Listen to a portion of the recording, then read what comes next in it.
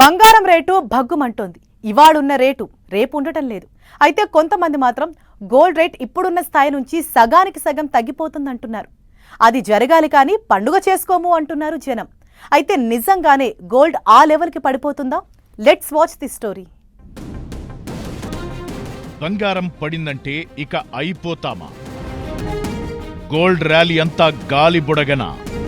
ఓవైపు ఇలాంటి సందేహాలు ఉన్నా బంగారం ఎక్కడా తగ్గడం లేదు. 6 నెలల నుంచి పసిడి ధర దూసుకుపోతూనే ఉంది. 80,000, 90,000, 1,00,000. ఇప్పుడు 1,25,000 దాటి కూడా ఇంకా పెరుగుతుందనే అంచనాలను పెంచేసింది తులం ధర. అయితే ఇదంతా కూడా వట్టి గాలిబుడగలాంటి పెరుగుదల అని హెచ్చరించేవాళ్లు ఉన్నారు.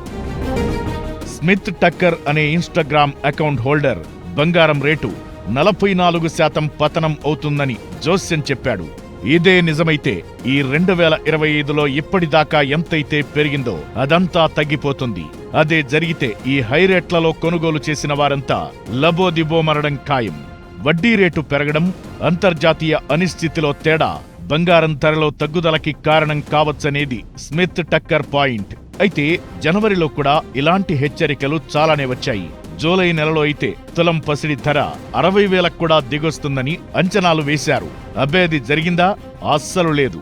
మరి ఇప్పుడు మాత్రం ఈ ఇన్ఫ్లుయెన్సర్లు చెప్పే మాటలను ఎందుకు లెక్క పెట్టాలనే వాళ్లు ఉన్నారు. అయితే ఎప్పుడేం జరుగుతుందో చెప్పలేం కాబట్టి అయితే ఒకవేళ బంగారం ధరల్లో పతనం వస్తే దానికి కారణాలను చూద్దాం. ఆందోళనలు తగ్గడం ఓ అంశంగా చూడొచ్చు. దేశాల మధ్య ఉద్రిక్తతలు తగ్గితే బంగారం రేటు స్థిరపడుతుంది.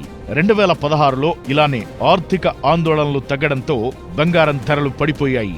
అలానే ద్రవ్యోల్బణం అంటే నిత్యావసర వినియోగ వస్తువుల రేట్ల సూచీ తగ్గితే బంగారం రేట్లలో క్రాష్ రావచ్చు.